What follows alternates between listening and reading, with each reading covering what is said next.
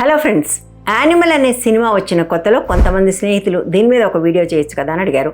కొంతమంది మన ఛానల్ రెగ్యులర్గా చూసే సోదరులు కూడా దీని మీద మీ నుంచి వీడియో ఎక్స్పెక్ట్ చేస్తున్నామని చెప్పారు. ఇన్ని వందల సినిమాలు వస్తుంటే ఈ ఒక్క సినిమా మీదనే ఎందుకు ఇంత కాన్సన్ట్రేషన్ అంటే అందరికీ తెలిసిందే, ఇది ఒక పర్టికులర్ ఐడియాలజీ లేదా ఐడియాని ప్రమోట్ చేసింది. అది ఆల్ఫా మేల్ అనే ఒక ఐడియా.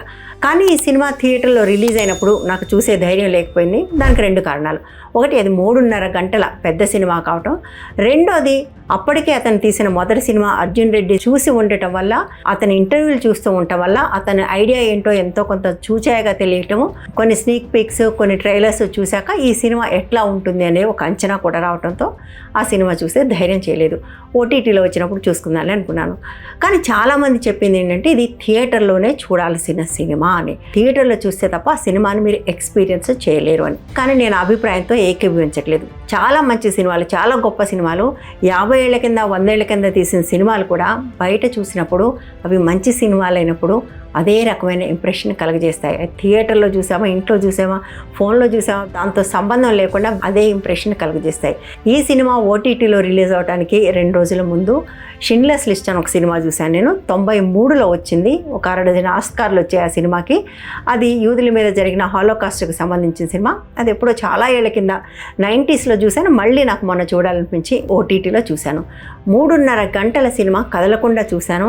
ఈక్వల్లీ ఎమోషనల్గా ఫీల్ అయ్యాను. అది చాలా గొప్ప సినిమా, అందులో ఏం సందేహం లేదు.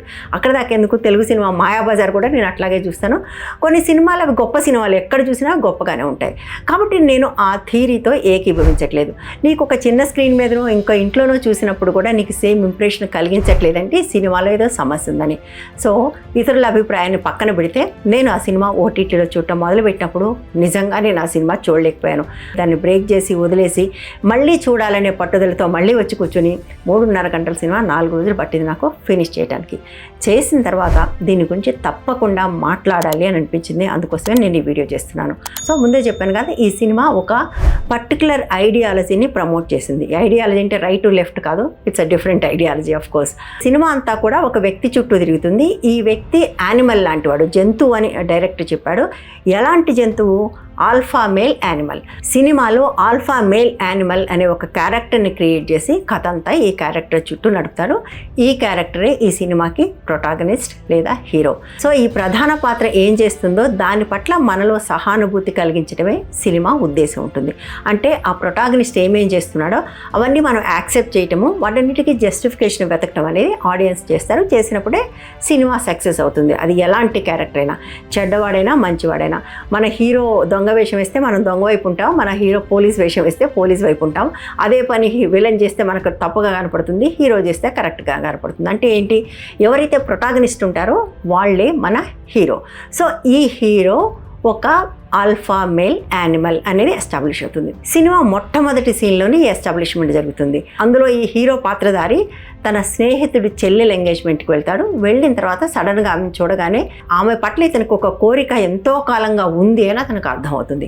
నువ్వు ఈ పెళ్లి చేసుకోవడం కరెక్ట్ కాదు, మీ వాళ్ళు చూశారని. ఎందుకంటే ఒకప్పుడు మనందరం ఇవన్నీ లేకముందు ఆదిమ జాతిలో ఉండేటప్పుడు లేదా జంతువుల్లో ఆల్ఫా మేల్ ఉంటుంది. ఆల్ఫా మేల్కు మాత్రమే స్త్రీలందరూ ఆకర్షితులు అవుతారు. సో స్త్రీలు ఆల్ఫా మేల్తో ఉండాలి. నేను ఒక ఆల్ఫా మేల్ని, నాకు నీ పట్ల ఆకర్షణ ఉంది, నీకు కూడా నా పట్ల ఆకర్షణ ఉందని నాకు తెలుసు. ఇందులో ప్రేమ అనే మాట ఎక్కడా లేదండి, మీరు గుర్తుపెట్టుకోండి. ఇదంతా స్త్రీ పురుషుడు శారీరక సంబంధము, ఒకళ్ళ పట్ల ఒకళ్ళకున్న విపరీతమైన శారీరక ఆకర్షణ అంతే ఇందులో ఉంది. పైగా అతని ప్రేమని వెక్కిరిస్తాడు కూడా. ఇవేమీ చేతకాని వాళ్ళు చందమామ అంటారు, వెన్నెల అంటారు, కవిత్వం అంటారు, అట్లాంటివన్నీ మాట్లాడతారు. వాళ్ళందరూ కూడా మగవాళ్ళు కాదు. మగవాడంటే నేను అనే ఒక అర్థం వచ్చేలాగా చెప్తారు. కాబట్టి నువ్వు నాతో వచ్చేసే, ఎంగేజ్మెంట్ చేసుకున్న పెళ్లి కొడుకును వదిలేసే అని. అంతేకాదు అతను ఇంకో మాట కూడా ఏం చెప్తాడంటే, నీకు విశాలమైన పెల్విస్ ఉంది కాబట్టి నీకు ఆరోగ్యకరమైన పిల్లలు పుడతారు. అంటే అతను చాలా క్లియర్గా చెప్తున్నాడు, పురుషుడు పని స్త్రీని లోపరుచుకోవటం, స్త్రీ పని పిల్లల్ని కనిపెట్టడం. ఇంతకంటే ఇంకేం లేదు స్త్రీ పురుషుల మధ్య అనే విషయం చాలా క్లియర్గా అతను చెప్తాడు. ఎలాంటి అమ్మాయికి చెప్తాడు? ప్రిన్స్టన్లో సీట్ వచ్చిన అమ్మాయికి. ప్రిన్స్టన్లో సీట్ రావటం అంటే చిన్న విషయం కాదు. అది ప్రపంచంలోనే టాప్ 5 యూనివర్సిటీస్లో ఒకటి. అట్లాంటి చోట సీట్ రావాలంటే కేవలం బ్రహ్మాండమైన మార్కులు వస్తే సరిపోదు, మీకు ఇతర రంగాల్లో కూడా చాలా ప్రతిభ ఉండాలంటే సామాజిక రంగంలోనూ కళారంగంలోనూ లేదా రెండిట్లోనూ చాలా ప్రతిభ ఉన్న వాళ్ళకు మాత్రమే ప్రిన్స్టన్లో సీట్ వస్తుంది. అక్కడ సీట్ తెచ్చుకున్నారు అంటేనే వాళ్ళు ఒక వెల్ డెవలప్డ్ పర్సనాలిటీ అని అర్థం. సో అట్లాంటి అమ్మాయి ఇతను చెప్పిన ఒక చెత్త థియరీ వినగానే నమ్మేసి ఒప్పేసుకొని ఆ పెళ్ళి వదిలేసి అతనితో వచ్చేస్తుంది. ఇక్కడ సమస్య ఏంటంటే అట్లా రారా అమ్మాయిలు వస్తారు, ఇట్లాంటి అబ్బాయిలు లేరా ఉన్నారు, అట్లాంటి అమ్మాయిలు లేరా ఉన్నారు. కానీ ఇక్కడ దర్శకుడు చాలా క్లియర్గా ఏం చెప్పదలుచుకున్నాడంటే ప్రిన్స్టన్లో సీట్ తెచ్చుకోగలిగినంత తెలివితేటలు ఉన్న అమ్మాయి అయినా సరే నీ పని ఇలాంటి ఒక ఆల్ఫా మేల్ వెంట వెళ్ళి పిల్లలు కనిపెట్టడం తప్ప నీ జీవితానికి ఇంకొక సార్థకత లేదు అని చెప్పడం. అలాంటి ప్రతిభావంతులైన అమ్మాయిలను కూడా ఒక శరీరంగానే చూడాలి, అంతకంటే ఎక్కువ చూడాల్సిన అవసరం లేదు అని అతను మనకు చెప్తున్నాడు. ఇవన్నీ చాలా స్ట్రైట్గా చెప్పకపోవచ్చు, కానీ సటిల్గా అతను మనకు అర్థం చేస్తున్నది అది. ఈ ఆల్ఫా మేల్కు స్త్రీల పట్ల ఉండే అభిప్రాయాలు చాలా అన్యాయంగా ఉంటాయి. 100 కొద్ది మందిని చంపేస్తుంటాడు అతని సినిమాలో. అట్లా పోతున్నప్పుడు నేను వెనక్కి వస్తానో రానో, కానీ నేను రాకపోతే మాత్రం నువ్వు పెళ్లి చేసుకోవద్దు, నువ్వు నా కోసం అట్లే ఉండిపోవాలి అంటాడు. ఏ ఆల్ఫా మేల్ ఆ మాట చెప్పదు. ఒక ఆల్ఫా మేల్ పోయిన తర్వాత నిజంగానే ఉంటే మిగిలిన వాళ్ళు ఇంకొక జంతువుని ఎన్నుకుంటారు. ఈ చనిపోయిన జంతువు కోసం మొత్తం అంతా ఆ గుంపేం వెయిట్ చేయదు. కానీ అక్క దగ్గరకు వచ్చేప్పటికల్లా అక్క ఇష్టపడి పెళ్లి చేసుకున్న వాడి పట్ల ఇతనికి ఏమాత్రం గౌరవం ఉండదు సరికదా. అతన్ని చంపేస్తానని చెప్తాడు, చంపేస్తాడు కూడా సినిమాలో. నీకు వేరే వాళ్ళని చూస్తాను, నువ్వు మళ్ళీ పెళ్లి చేసుకొని చెప్తాడు. అక్కడ ఆమెకి ఏ ఛాయిస్ లేదు. తమ్ముడు చెప్పిన ఛాయిస్ ఆమె ఫాలో అవ్వాలి, ఆమెకి ఇష్టం ఉన్నా లేకపోయినా. అక్కడేమో ఆమె వాళ్ళ నాన్న చెప్పిన ఛాయిస్ని లేదా వాళ్ళ అన్న చెప్పిన ఛాయిస్ని ఒప్పుకోకూడదు, ఈమె మాత్రం తను చెప్పిన ఛాయిస్ ఒప్పుకోవాలి. చూడండి ఎంత కాంట్రడిక్షను. అంటే స్త్రీలు, తన జీవితంలో ఉన్న స్త్రీలందరూ కూడా తను ఎట్లా చెప్తే అట్లా నడవాలి. చెల్లె అయితే ఒక రకమైన రూలు, భార్య అయితే ఒక రకమైన రూలు, కానీ అన్ని రూల్స్ కూడా తనకు లోబడి ఉండే రూల్స్. ఇది మొట్టమొదటిది. ఇక కుటుంబంతో సంబంధాలు కూడా అంతే దారుణంగా ఉంటాయి. ఈ సినిమా అంతా తండ్రి కొడుకు మధ్య ఉండే లవ్ అండ్ హేట్ రిలేషన్షిప్కి సంబంధించిన సినిమాని డైరెక్టర్ విపరీతంగా ప్రచారం చేసుకున్నాడు. నాకు అన్నిటికంటే హాస్యాస్పదంగా కనపడింది ఈ తండ్రి కొడుకు రిలేషన్షిప్. ఈ రిలేషన్షిప్కి తలా తోక ఉండదు. ఆ లవ్ అండ్ హేట్ రిలేషన్షిప్కి ఎక్కడ జస్టిఫికేషన్ ఉండదు.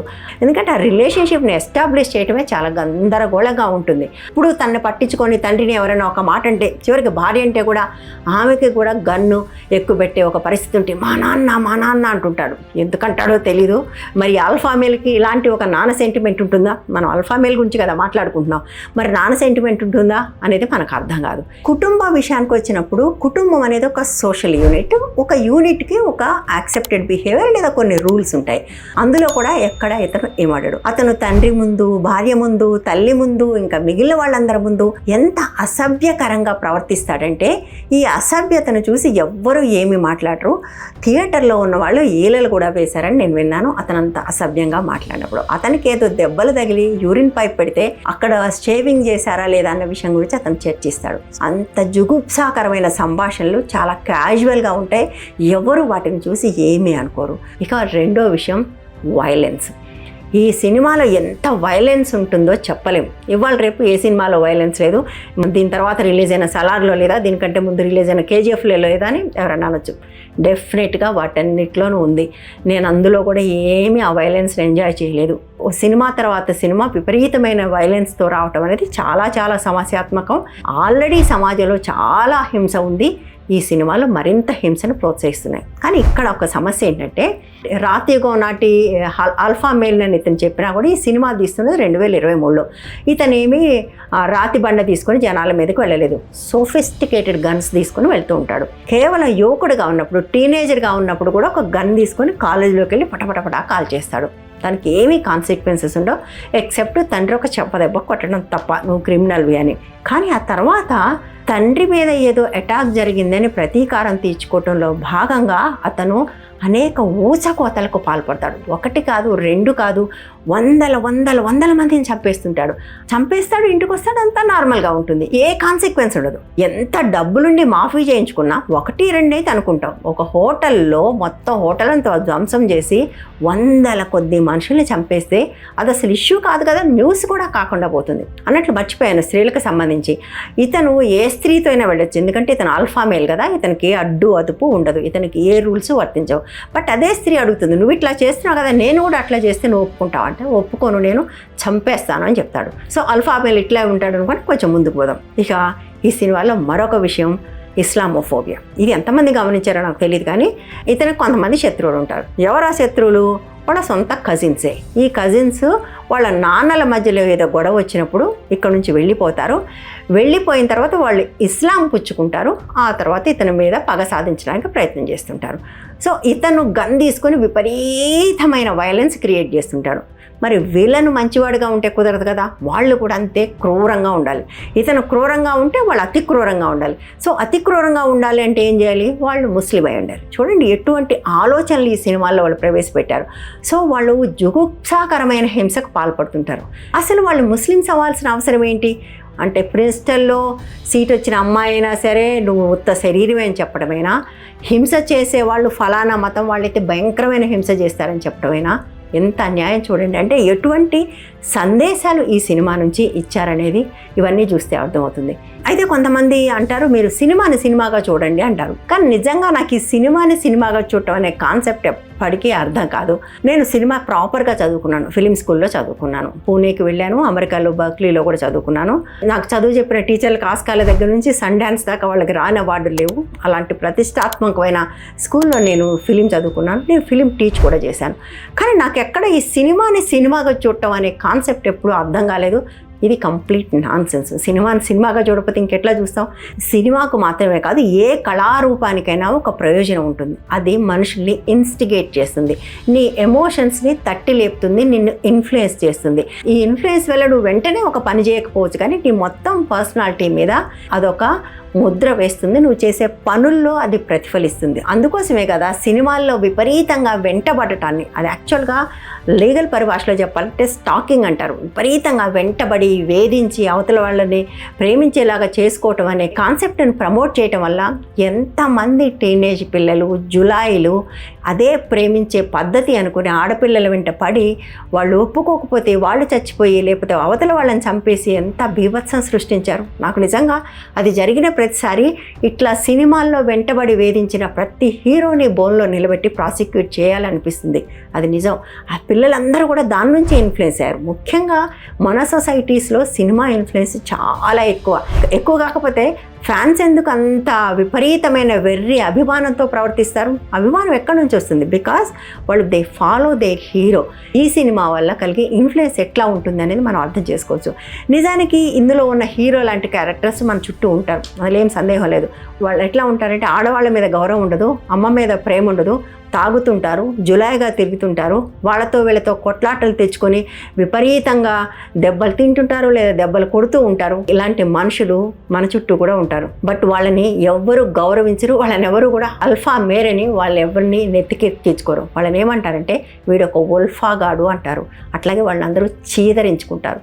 సో బేసిక్గా ఈ క్యారెక్టర్ అల్ఫా మేల్ కాదు, మనకు చుట్టూ కనపడే ఉల్ఫా. ఇట్లాంటి వాడిని ఫాలో అయ్యే పిల్లలందరూ కూడా రేపు ఉల్ఫాలుగా మారుతారు, కానీ జీవితంలో మంచిగా ఎదిగే అవకాశం మాత్రం ఖచ్చితంగా ఉండదు. ఇది ఇవాల్టి వీడియో. ఈ వీడియో కానీ మీకు నచ్చినట్టయితే లైక్ చేయండి, షేర్ చేయండి, ఛానల్ని సబ్స్క్రైబ్ చేయండి. అన్నిటికీ మించి మెంబర్స్గా చేరండి. ఛానల్ ముందుకు కొనసాగటానికి అది చాలా ముఖ్యం. Thank you.